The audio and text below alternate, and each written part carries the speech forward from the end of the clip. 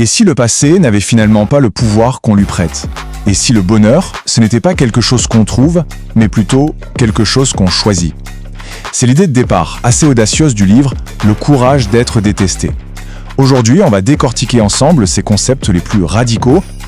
On va commencer par une question que tout le monde se pose, non?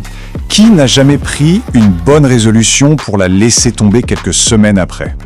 On a beau avoir les meilleures intentions du monde, le changement personnel ressemble souvent à une montagne impossible à gravir.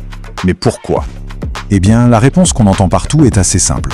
Notre histoire, notre éducation, les traumatismes qu'on a vécus, tout ça nous définit.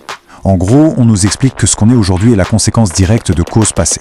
C'est une idée très ancrée et, il faut bien le dire, assez confortable. Mais voilà que ce livre arrive avec une alternative complètement déstabilisante. Inspiré par un psychologue contemporain de Freud et Jung, Alfred Adler. Sa perspective remet absolument tout en question et pose une question vertigineuse. Et si en fait le passé n'était pas le vrai maître de notre présent? Ok, alors, entrons dans le vif du sujet. Le premier grand concept du livre s'attaque de front à notre vision de la cause et de l'effet, et il la retourne comme une crêpe. Je vous préviens, ça risque de secouer un peu les certitudes. Ici, on a un vrai choc des idées.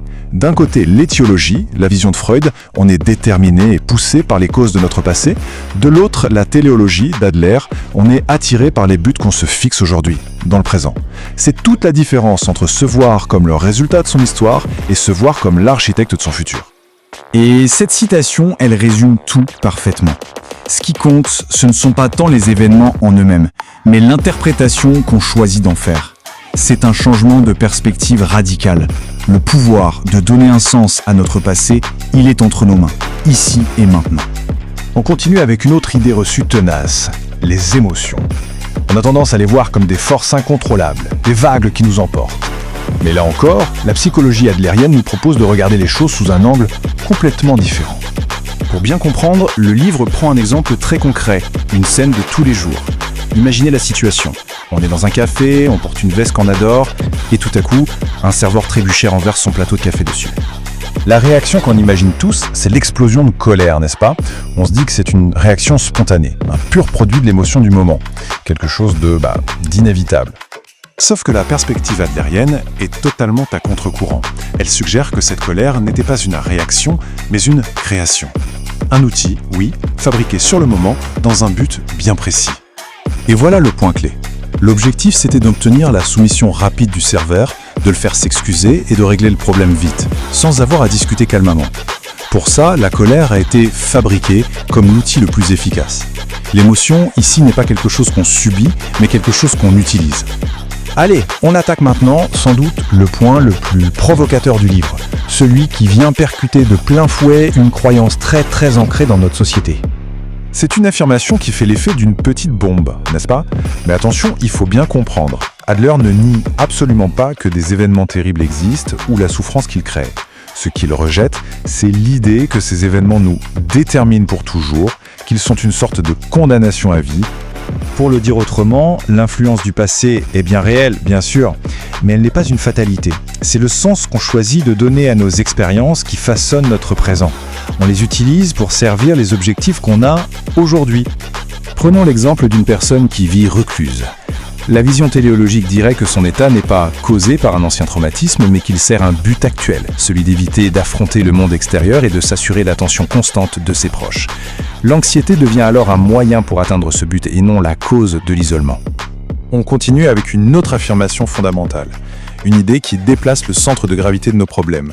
On passe de notre monde intérieur à nos interactions avec les autres.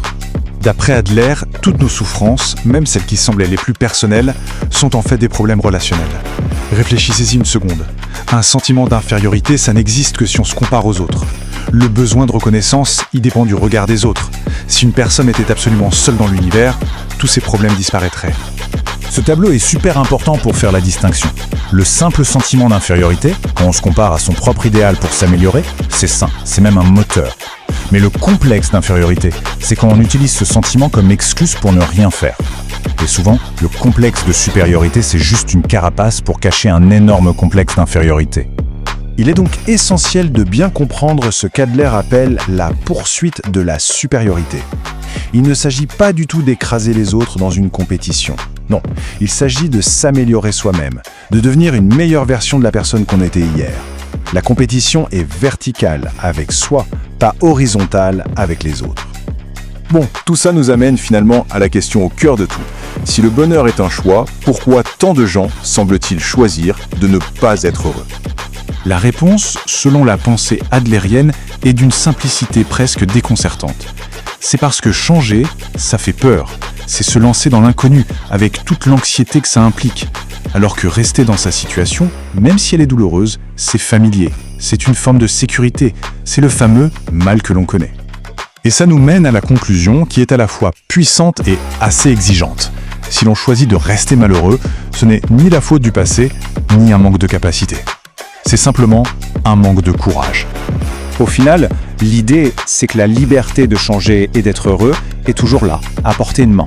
Mais elle demande de faire un choix conscient, la décision courageuse de laisser tomber les excuses et la fausse sécurité de l'insatisfaction.